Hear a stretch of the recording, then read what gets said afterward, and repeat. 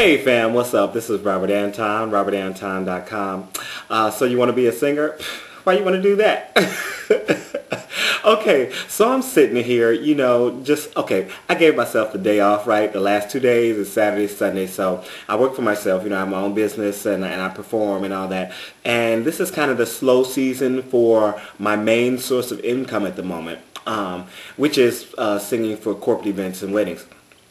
So, but I've been working on my business, which is like publishing, music publishing, and trying to get my music out there and find out more ways that I can try to place it in different places like television and film, which is the big thing that I'm looking at now.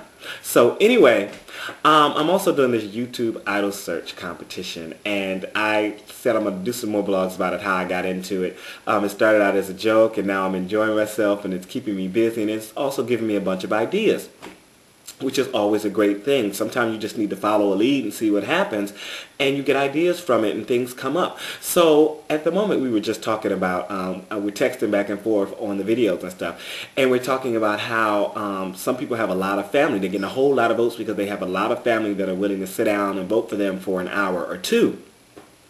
And I was saying, well, I don't have that much family. Most of them aren't on the computer, but I have my YouTube family, and they are really coming through for me so far.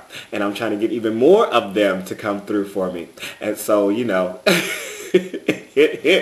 But anyway, I wrote on here also, just a few minutes ago, I was writing that I just watched a video by one of the youngest contestants, and I was saying how, young people are just shameless in asking. They don't care. They go out there and they're just like, can I get, well, I want, can you give me, I really want, even one time I was at home and I had bought a Barbie doll for my niece. And so my niece said, oh, can I have $40? And I was like, well, what do you need $40 for? She said, well, now I got the Barbie doll, now I need a dollhouse. And I was like, I said, maybe you should ask your daddy for that $40. And then I was like, well, you know what? Why don't you go wash my car for me and I'll give you $40. And she was not into that. And my brother was like, she's not going to do that. And I was like, well, if she wants $40, she's going to do it. But she was unafraid to ask and wasn't worried that I said no. Just because she knows if she don't ask, she wasn't going to get it. And as we get older, we get more reticent. We get to the place where we are scared to ask people for things, or we're scared about hearing no.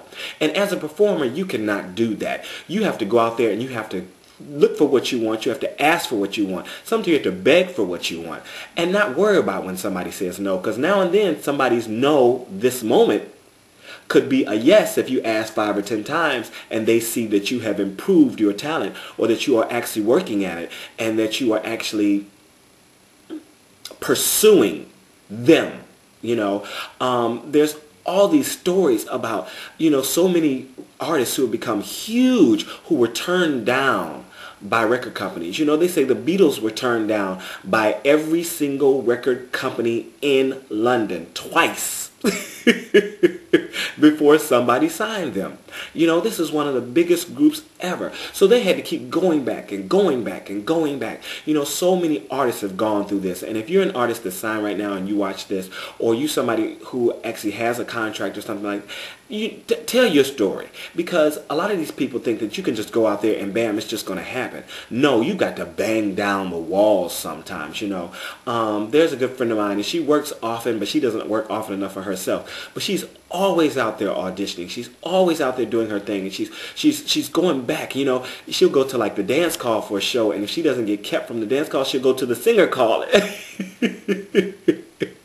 If she doesn't make it through the chorus call, she'll go to the principal call. That's what you have to do. You have to get out in front of people and you have to ask them, listen, I'm here. I need this. I want this. See me.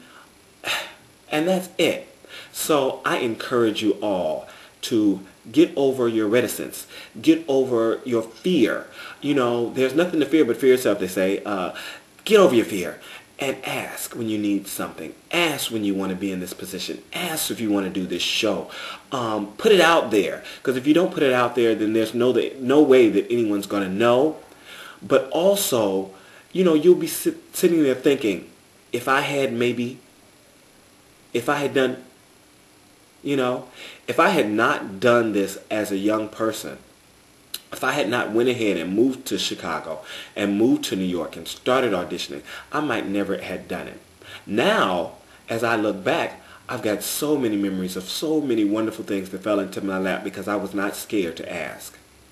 Don't be scared to ask. A.S.K. Ask, and it shall be given. Seek and you shall find. Knock and the door will be open. All right, this is Robert Anton. Be blessed.